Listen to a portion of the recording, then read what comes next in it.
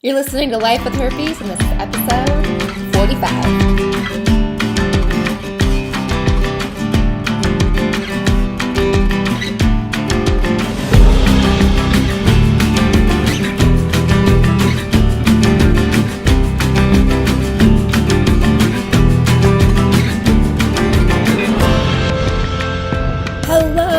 Hello, and welcome to today's episode. I am your host, Alexandra Harbushka, and as always, I am ecstatic and thrilled to be here with you.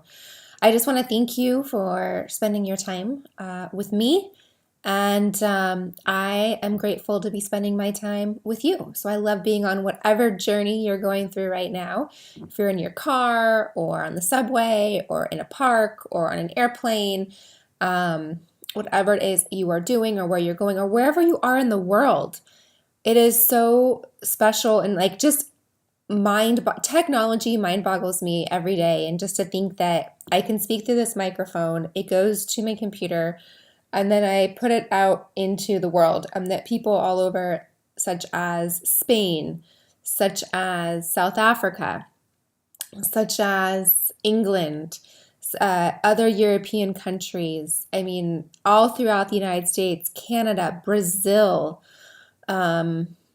Mexico. I'm trying to think what other countries I've seen pop up on my little statistics here. But anyways, that is just mind-boggling to me, and that it how you talk into a microphone and it works. So I am so grateful to be here with you. Thank you so much for being here with me.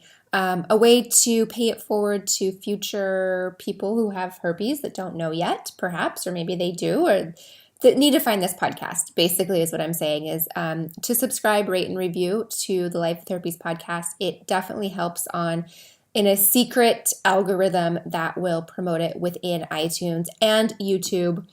It really, really helps. So thank you for doing that. It pays it forward, and it will help somebody who needs this podcast. That'll come up in their browser and they'll go, oh my gosh, I have to listen. So thank you.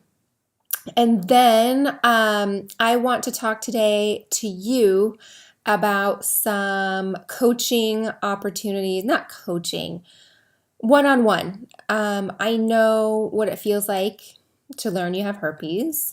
I know what it feels like to be pissed off, angry, sad, scared, shitless, in that unknown, scary stage. And basically to see all of your life's dreams go into, there's an awful fly, into the garbage disposal. Got totally distracted by that fly. I apologize. Anyways, what I'm saying is I know what that's like, and I do offer some one-on-one coaching, and it has been so rewarding for both of us, and I absolutely want to make sure you know about this so that you can hop on board if it's something that you're interested in doing.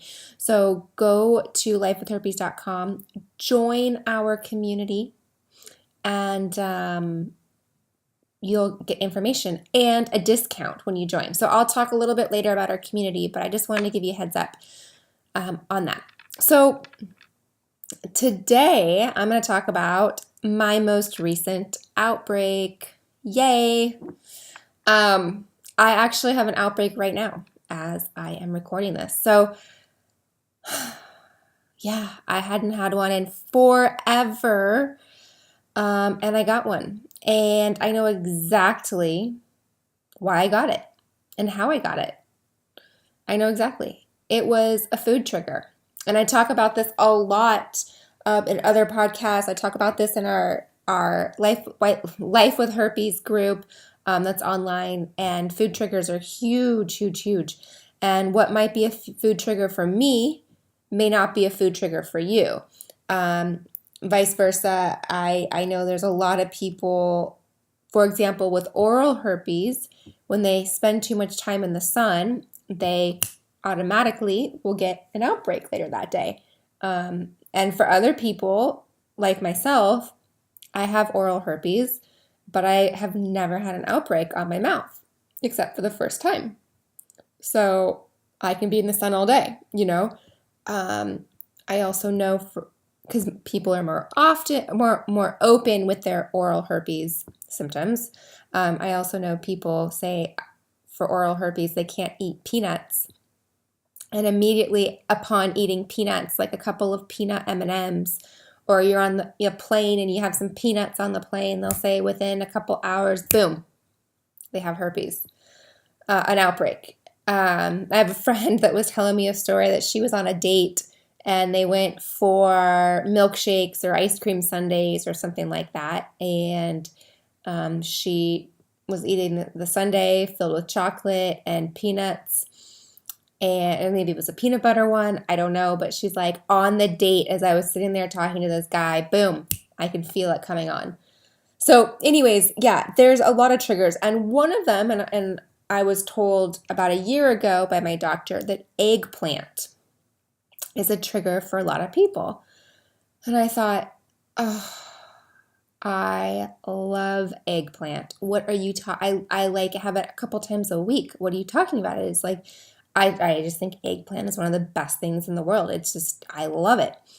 And so this is when I was on the antiviral. So I was on the antiviral, I didn't have an outbreak for about 3 years.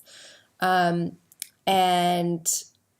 so I eat eggplant all the time and never had an issue. And so when I went off my antiviral, my doctor said, there's some things that you will want to avoid in your diet, and you'll want to figure out what makes or breaks, or if they even cause anything. But here's kind of the biggies.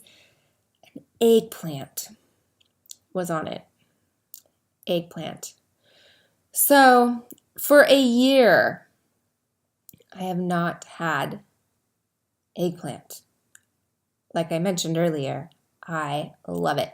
And I was meeting a friend for lunch, and for those of you that are in San Diego, you'll know what tender greens is. For those of you that are not in San Diego, and I don't know if there's any tender greens in other locations, but it's kind of a mixture of a farm to table / cafeteria. So, like in your cafeteria, you walk down the line and you kind of pick what you want, and then you go to the end and you pay, and then they give you like your beautiful plate of food. Similar to that, but it's a farm to table. So everything is grilled and fresh and organic, and I love vegetables, and they're just delicious. So they had every day they have fresh vegetables. So summer vegetables, spring vegetables, winter vegetables, whatever they are. So fresh summer vegetables, like I said, they change up the vegetables each day. And so I didn't look to see what the vegetables were. And I said, I'd like a side of fresh vegetables.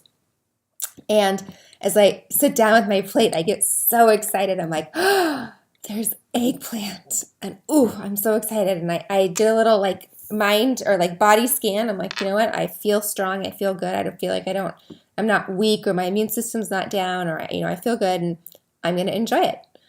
And I did. And it was delicious. And then that evening, we do what's called Blue Apron. I don't know if you are familiar with Blue Apron. I'm sure you've seen all the ads on Facebook and things like that. By the way, they are delicious. And if you like to cook but don't have the time, I highly recommend it. I am not getting paid to promote them, but I highly recommend it. And as I'm talking about that, I actually do have some free, I really do not get paid to promote it, but since I've been a member for so long, they gave me some free coupons. So when you're in the group, the Life with Herpes group, just ping me and I will send you the code or the link. I don't know what it is. Anyways, so they send you a box of food and they give you a recipe, and then you make it. And so that night it was a delicious recipe with eggplant. And I was like, oh, today is my lucky day. I get to have more eggplant. Oh my goodness, I'm so excited. And I enjoyed that eggplant. I love eggplant. So I'm like, you know what? I'm just going to try. It's been a year. Who knows? Maybe my immune system shifted, whatever. And I ate that eggplant. It was so good. And it wasn't 24 hours. And I felt the tingle. You all know the tingle. I've heard a couple of you described it it's kind of like there's like something creepy crawly, like crawling on you. It's like that tingle. You know what I'm talking about, that tingle. And I was like, no way. There's no way I'm getting an outbreak. I only had eggplant once. No way. And what happens is I didn't listen to my body, and I should have just, okay, I have the tingle. Let me take a rest. Let me slow down. Let me not go to boot camp. Let me drink plenty of water.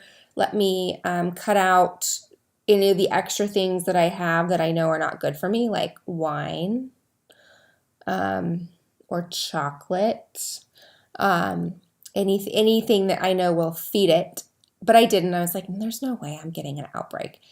So then I ended up with kind of that. I get a little bit of a fever when I get an outbreak, when I know one's coming on. I get a little fever, not a serious fever, but I just feel a little, just like your body's it's on overdrive. Just a little bit of a fever. My lymph nodes in my throat get a little swollen, and I immediately was like, yep, that's an outbreak. So that is my fun little story with my love affair with eggplant and getting an outbreak. I don't know if any of you have experienced that with eggplant, or is it just me? I do not know. I just think they are so delicious. I just love eggplant. I really, really do. I think they're just absolutely out of this world.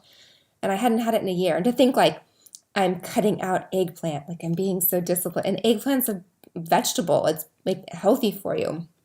But for whatever reasons, it got me. I got a canker sore in my mouth. It like totally did a toll for me on my immune system. I was really run down, to be quite honest, and wasn't feeling too hot. So some things I really want, since I just recently had an outbreak, and of course I was on vacation when I noticed it too, when I was driving in the car on my way to Arizona, and I was like, of course I'm getting an outbreak on my way to a nice little weekend getaway with my fiance before we get married. It was our last little getaway, and of course I get an outbreak because I indulged with this eggplant. But I just wanted to do a little housekeeping items and some things that are important. And I can't remember if I have an episode coming up on this, or I just recorded it, or when it's coming out. But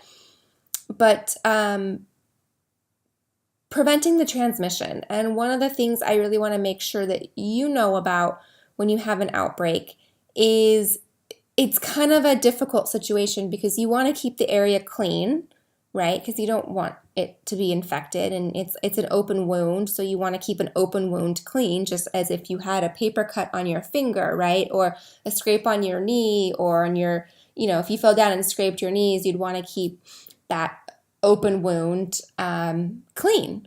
And of course, the location of genital herpes is in your genitals, and so it gets dirty because you use the restroom and you sweat and things like that. And so you definitely want to keep it as clean as possible.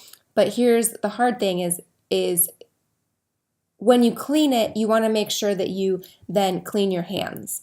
So that is a difficult thing. So kind of my routine when I have an outbreak or when I get in the shower is because what happens is you can pass the virus to another location in your body. So for example, my outbreak in my genital region is HSV2. I could, because I would have it on my hands from cleaning, or whatever, going to the bathroom or whatever I did, if I touched it, then I could then transmit that to my mouth because I didn't clean my hands well enough, or I didn't clean my hands, which I don't do. I'm a very clean hand person, but I could then, let's say I'm just letting you know, you can transmit it to different areas and to your eyes. That's also something that I don't know a lot of us know about is you can transmit the herpes virus to your eye. So here's kind of my protocol that I go through when I have an outbreak, or when I know I have an outbreak, or it feels like an outbreak, is cleaning my body. So the first thing I clean when I'm in the shower is my face. I make sure my hands are clean, and I just clean my face first. And the reason why I do that is because, like I mentioned, I don't want to transmit any open wound of the virus to my mouth or to my eyes.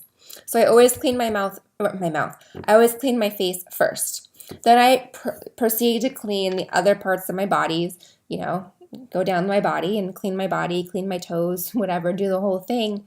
And then when my hair is clean, I'm ready, I'm done, I know I'm done cleaning, I then make sure that I clean my genitals. And that is the last area that I clean. And the reason why is, like I mentioned, I don't want to have any of that on my hands and then transmit it to perhaps an open wound on my skin that I don't realize, or to my mouth or to my eyes. So I do a quick clean in that area with lots of soap, and I use my bare hands. Some of you may prefer to use like a loofah or a washcloth or something like that. I use my bare hands. And then afterwards, I make sure that I clean my hands very, very well. I use a lot of soap, and I actually sing happy birthday to myself. I do it twice just to make sure, but if you do it once, you should be good. Basically, if you sing happy birthday and clean your hands with soap, that will kill the virus. So you also want to make sure, ladies, if you have long fingernails, that you clean underneath your fingernails, get all that out, and that will ensure that you do not transmit it to later getting out of the shower and putting on your eye cream or putting on your facial moisturizer, and then voila, you can transmit it that way. So I may be a little overboard with that, but I just want you to make sure that you know that, so that, because if we don't know, then that's how we can pass it to other parts in our body. Ways that it does not pass is through towels, through underwear, things like that. The only way it would potentially pass through a towel is if, let's say, you dried off with a towel, you dried your outbreak off with a towel, and then you gave it to somebody who's not uninfected, and then like kind of handed them the towel and they put it directly on their skin. That's pretty difficult to do, and that would be a rare chance, but it is possible, right? It is possible. So make sure you dry the area when you're clean out of the shower. Make sure you dry the area using a towel. If you're done, if you have the luxury of using multiple towels and can dispose of them each time you shower, that is awesome. Then just get a new towel each time. If not, don't worry about transmitting it. I would, however, like I said, just make sure that you don't then, dry your genitals and then use the exact same square of the towel to dry your face. Again, try to keep those two areas separate. Just make sure that you do that. So what I like to do when I get out of the shower is I clean my face or dry my face off first, and then pat the rest of my body dry, and then I make sure that the outbreak area is dry as well. Before putting on my face cream, I do wash my hands again. Again, I sing happy birthday to myself, clean my hands, sanitize my hands, just to make sure before putting on my facial cream that I am just not going to transmit it to my lips or my eyes. So that's kind of my routine. I just want to make sure that there is a conscious thought in your mind of going, okay, I have an outbreak. I don't want to infect other areas of my body. What I don't want you to do is, and this, please, don't be afraid to touch your genitals. All right. I don't want you to alienate this area of your body. It would be like saying, well, I'm just not going to use my elbow anymore. Okay. So I'm not going to use it. I'm not going to touch it. It's just going to hide away. and I'm always going to wear long sleeves, and I'm never going to look at it again, and I'm never going to touch it. It would literally sound as ridiculous as that. Because what can happen is we can say, ooh, that's disgusting. I never want to have anything to do with that area of my body. And that's not at all what I want you to feel. Your genital region, whether it's your vagina, your penis, whatever it is just as much a part of your body as your nose, as your ears, as your fingers, as your feet, as your stomach, as your elbow. And it's a very important part of your body, and it's a beautiful part of your body. So I do not want you to ever feel like you cannot touch your genitals, or your partner can never touch your genitals. That's not what I'm saying. I'm just saying that during an outbreak, be careful about transmitting it. Just wash your hands. Basically, wash your hands is what I'm saying. And just be conscious of before you put your fingers in your eye or your mouth or your hands, on your mouth. Just think twice. And I have to say that this is actually, since having herpes, I've thought twice about where I put my hands. I definitely make sure if I'm going to scratch my eyeball, I wash my hands. Or, I do my best not to put my fingers in my mouth. So I just think twice about all that. And, that's what we're taught in kindergarten, right? Don't put your fingers in your eye, don't put your fingers in your mouth, and wash your hands. But that's what I'm saying. Wash your hands, use soap, hot water, sing happy birthday. And if you do that, you are going to reduce the risk of transmitting it to other areas of your body.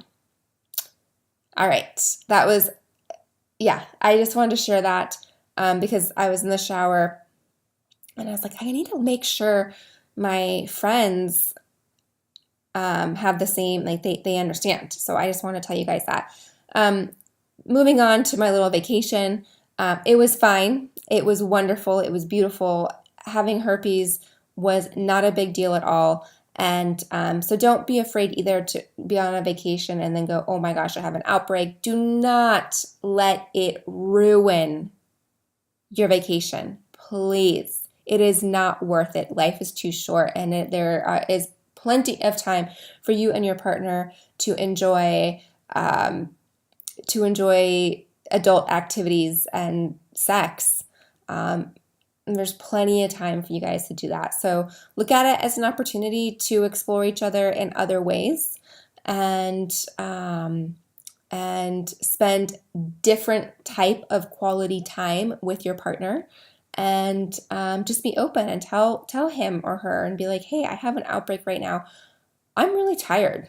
Or, hey, I have an outbreak right now. I'm really sorry, but here's what I'm doing, and I'm going to get over it, and we'll move on. So I just wanted to share that as well with you. So earlier I mentioned about the membership and have some coaching and things like that. So how you join our Life with Herpes membership. It's free. How exciting is that? It's totally free. You get a lot of great stuff. There are a lot of resources for you, emails for you. I hold your hand for a couple of days. And also I have some information on discount or promo codes for the Crisis Toolkit, which is something I have for you guys when you just found out you have herpes, or I have some one-on-one coaching. Like I said, they're both great. I really put my heart and soul to everything that I do with the Life with Herpes community, and I'm just so grateful that I get to share it with you. So to join our community, go to lifewithherpes.com. It is free. Fill out the information. Hop on over when you get the information. Join our Slack group. It is our online platform, and it is our version of just an online community. So hop on over and say hi. And like I said, I have the Blue Apron giveaways. This just dawned on me as I was talking to you. So if you guys want to try Blue Apron, I don't know. I think it's like $20 off, or maybe it's even a free meal. I don't know what I have, but let me know. Ask for it in the Life with Herpes Slack community, and I will send you the promo code. All right, have an awesome rest of your day, and I will see you